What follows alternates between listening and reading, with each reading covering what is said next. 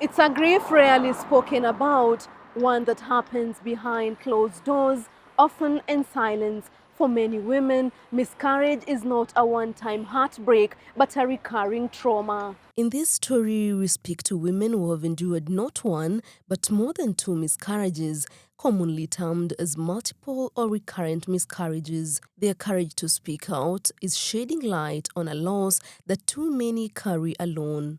Margaret Nyawira's life changed at just 16 years of age, forced to work as a house help after dropping out of school due to lack of fees to join secondary school. She chose marriage as her only option for survival, but her journey into motherhood was far from easy. Nikaamka nasikia niko na dizziness, alafu nikaanguka. Akanichukua akanipeleka hospitali. Tulipofika hospitali ikasemekana ya kwamba ni emergency. Katafutiwa ambulance na nikapelekwa Kenyatta. Kufikishwa Kenyatta wakasema ni baya. So nilipelekwa scan haraka, alafu nikapelekwa theater emergency. Ni Mungu tu aliniponya, yani nilikuwa nikufe. Her first pregnancy ended in an ectopic pregnancy, and doctors removed her left fallopian tube. Later, doctors discovered the remaining tube was blocked and her uterus too weak to carry a child. After a year of unsuccessful treatment, surgery was recommended, but that never happened. Yeye ndiye alinipigia simu, akaniambia anataka kufanya research na mimi kwa sababu kuna madaktari wametoka ng'ambo na wamekuja Kenya wanafanya research. Nikamwambia kama itanisaidia ni sawa. So nilipelekwa huko Chemwey kwa research, wakafanya research na mimi huko na wakaweza kufungua unblock ile tube ili unblockiwa through RC kufanywa upasuaji. After, Margaret conceived again, but heartbreak followed. Her baby had severe deformities and did not survive. Tulipoenda pale kuona mtoto, nilipata mtoto mimi kumuona tu na macho yangu alikuwa sawa, ndio alikuwa amefunikiwa hadi hapa, huku wote wako sawa. But kutoka hapa kurudi huku sasa vile nilifunguliwa, nikapata ya kwamba matumbo yote yako nje. Waliita omphalocene. This was only the beginning of a long cycle of miscarriages and infant loss. Margaret lost 3 pregnancies in quick succession. Naona sasa mawazo nafikiria, mara ya kwanza ilikuwa hivi, mara ya pili ilikuwa hivi, sasa hii ya tatu itakuwa aje? Hiyo mimba ikiwa na 3 months ikatoka. That was her first miscarriage. Sasa nikapata ingine pia ikatoka. So nilipopata ingine daktari akasema nitakaa hospitali hadi miezi 3 then waifunge. But she got a miscarriage again. Then, in her 6th pregnancy, she delivered a healthy baby only for the baby to die 2 days later. So nikaenda nikapasuliwa na wakatoa mtoto. Mtoto alikuwa poa sana, alikuwa 3 kg, alikuwa poa kabisa, hakuwa na shida yoyote, but kupumua kwake ilikuwa chini. Wakasema ati yako na distress. Sasa nikasema nitatry ya mwisho kabisa sasa. Nikipata mtoto akufe, sitapata mtoto mwingine. Nikapata mtoto na mimba ikakuwa vizuri sana, sikukuwa na any complications.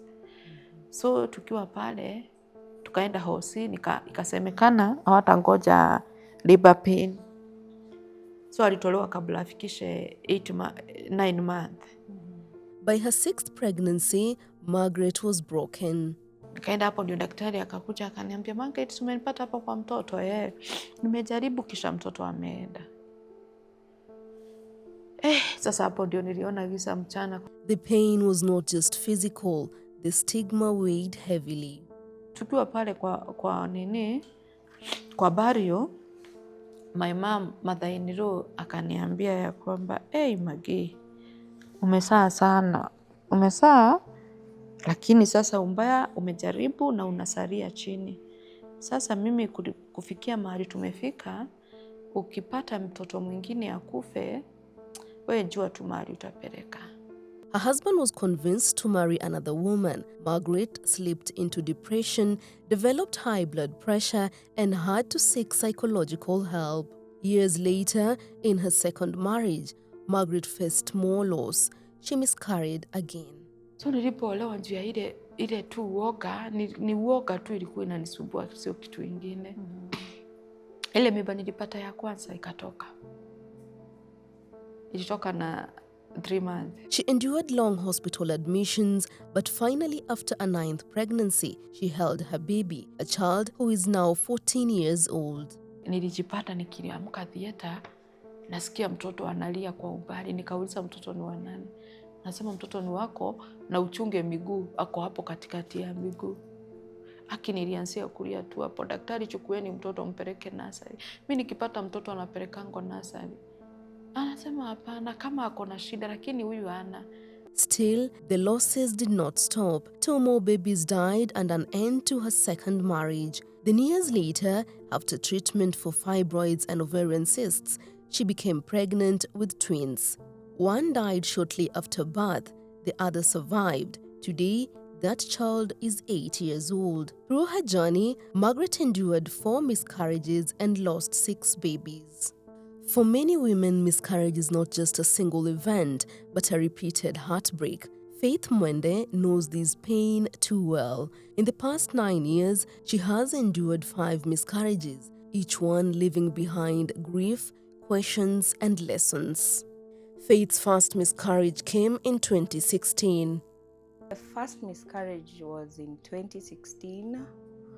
It wasn't a planned pregnancy. I just found out I was pregnant. Then after 2 months, went for an ultrasound. The pregnancy was okay. But after a month, went for a checkup and I was bleeding. And after the scan, I was told that there is no baby in the sac. So I had to go for theater and for the sac to be removed. Her second pregnancy the following year ended the same way. Before the 3-month mark, another loss. Went again to theater for the washout and I stayed for another year, tried again. But this time, I started spotting. After the spotting, went for a scan and there was no baby. Her 4th and 5th pregnancies were carefully planned. She followed medical advice, took medication to strengthen her body, and received the anti-D injections required for a woman with a negative blood group. Still, the pregnancies ended before the 4th month. The first month I went for a scan, it was okay. The second one, it was okay. The third one was okay. But a month later, went for a scan and there was no heartbeat. I was so bitter about myself because I didn't know why I could not carry a pregnancy past the 3 months mark. Tests found nothing unusual except for one possible factor, her blood group. Faith is O negative while her partner is O positive. Doctors explained that her body could sometimes reject the pregnancy. Carrying a pregnancy, you have to be very careful because when you don't have the rhesus factor, your body fights back the pregnancy if your partner has a positive rhesus factor. Having a negative blood type, you have to get an injection we call anti-D, and you have to get it with every loss or every delivery. So the first pregnancy, I got the jab. The second one, the third, all of them I got the injections because it is usually given within 72 hours after one loses a pregnancy or gives birth. So I got the medical attention. I had to do a follow-up with a gynecologist on the same, but we found nothing was wrong.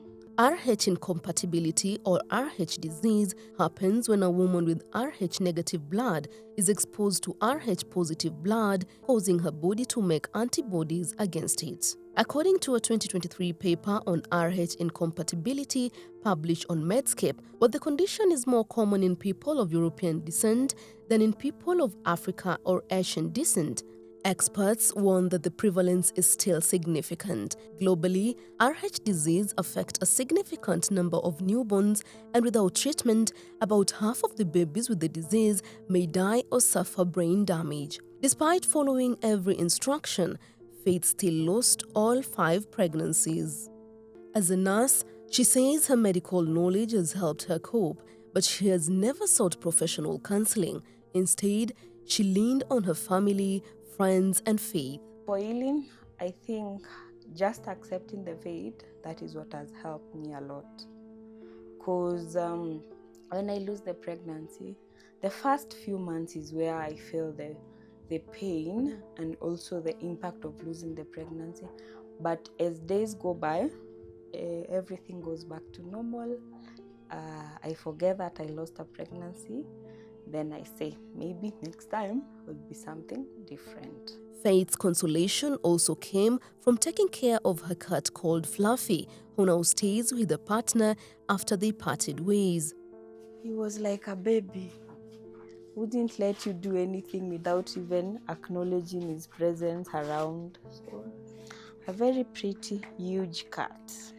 Faith says more needs to be done to support women after miscarriage, especially in workplaces where little space is given for grieving. Because having a loss, you need to have a time to do the grieving and come into reality what's really happened. But most of the people, they don't even have the space to do all that because of the pressure that comes from work, from the boss, from the supervisors and everyone. So it will be so nice if people would consider someone, if they have had a loss, no matter how the pregnancy was, the age, they need to give them the allowance to grieve and come back to reality. Her message to couples is simple: know your blood groups early. And to women facing the pain of recurrent miscarriages, she urges them not to lose hope. You have to have the hope and also give yourself the strength. Because if you're not hopeful and you lose the hope you really need to carry a pregnancy, it usually affects you mentally. You don't function, you start hating yourself and questioning your faith why you're losing the pregnancies. Recurrent miscarriage is one of the most devastating challenges couples face when trying to start a family. Dr. Rosa Chemwey, a gynecologist and fetal maternal specialist, explains that the condition is defined as the loss of more than 2 pregnancies, whether or not they happen consecutively. There's not a single week you would not meet a couple who's had this condition. So it's quite common. Probably people are seeking more help because a long time ago, people would just sit and hope for a good outcome. But now people are seeking more and more assistance medically to see where the problem is. The causes of recurrent miscarriages are many. The most common, however, remains unexplained, where all tests appear normal, yet the losses continue. Research is now focusing on areas such as the vaginal microbiome, male and female reproductive health, and genetic factors. For example, one of the key things that now people are researching about is something we call the normal flora of the vagina when it is disturbed. So there are bugs that live in harmony in the vagina. Now, when that harmony is disturbed, it is thought that probably this is contributing to the unexplained loss. Other contributing factors include maternal age, uterine abnormalities, infections such as tuberculosis or bacterial vaginosis, autoimmune diseases like lupus and rheumatoid arthritis, Rosa's disease, as well as chronic conditions such as diabetes, kidney and thyroid disease. Family history and genetic incompatibility between partners may also play a role. Then when we don't find the unexplained, usually we just give very nice multivitamins to the woman and the man, those that are specific for the sperms and specific for the ovaries, to just nurture those cells so that by the time fertilization is happening, we have very, very good quality baby coming out of it. When you have women above 45 who are getting pregnant, their rate of miscarriage is over 90%. Whereas at the optimal age of 20 to 25, which is a very good age to get pregnant, the miscarriage rate is at its lowest, somewhere around 11%. Treatment options depend on the cause. They may involve surgery for uterine anomalies, blood thinners for clotting disorders, hormone support, assisted reproductive technologies such as IVF, lifestyle changes, genetic counseling and supplements to improve egg and sperm quality are also commonly prescribed. So for some, you can have what we call IUIs to help them with the conception, and then you do like scratching of the uterus so that it can encourage implantation. Some is just supplements, giving them like I had said. Some is putting them on treatment, for example, tablets that they swallow so that they're able to control their diabetes. Some are injections like insulin. Some who have chronic kidney diseases, they do dialysis so that their kidney functions are within normal.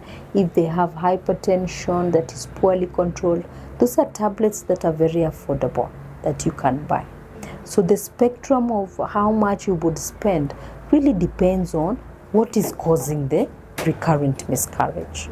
Advances in fertility treatment in Kenya now mean that solutions once unavailable, such as IVF and genetic testing, are within reach, though the cost of specialized tests remain high, with some samples still sent abroad for analysis.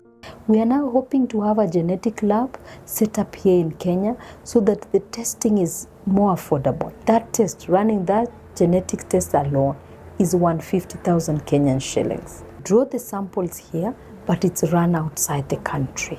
These genetic tests are mainly done in South Africa, others in Dubai, while some people are taking it to India as well. For couples facing recurrent miscarriages, the message is clear. Medical solutions exist, and with proper diagnosis and treatment, many still go on to carry successful pregnancies.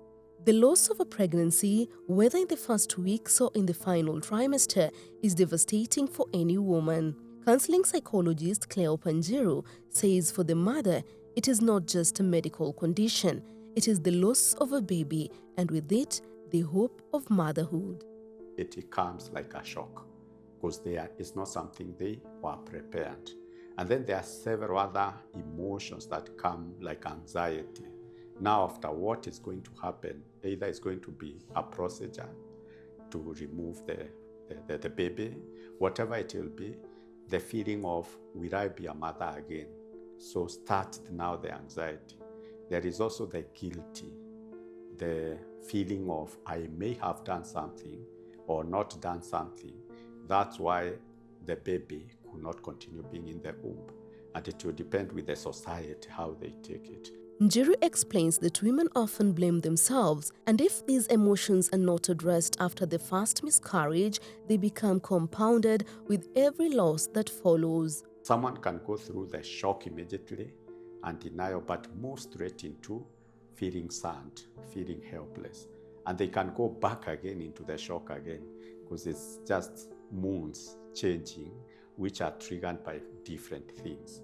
And then if it's not handled well, it can now lead into disorders like depression, anxiety, or any other disorder, even post-traumatic disorder. At such times, what mothers need most is psychological support from professionals, family, and the community. She can come to terms with the reality that I lost a baby, and it's a loss like all the other losses, and I need to do certain things so that I can deal with this loss. Njiru notes that many women never seek help, and unresolved grief often resurfaces years later in marital problems, workplace stress, or other personal struggles. He stresses the need for health facilities to integrate counseling services alongside medical care. You'll find even among the medical fraternity, they do not look at the other side of this is also a mental health issue, which if not handled properly from the first go, it can bring more complications. If you don't have the time, then refer to a counselor or a psychologist or a pastor or a community leader where there is no expert, someone who can help this mother to come to terms with what has happened. The pain of recurrent miscarriages also affects men who silently grieve while carrying the additional burden of supporting their partners. When a loss of a baby happens before even they get married. This man goes through a loss and grief. And then it's not only him. For him, he has gone through a loss. He can see the partner. So if he cares about the partner, he's also concerned about the emotions that the partner is going through. So for the men, they are silently struggling with the emotions of their own loss. In many communities, however, stigma makes the pain worse. So venye mtoto wangu wa pili alikuja akakufa, sasa kupona mimi naendelea tu na biashara yangu. Watu walianza kuongea mabaya. Sasa juu hapo tumebarikiwa, biashara imekuwa vizuri, tumenunua gari, unaona? Community, society iliongea vibaya sana kunihusu.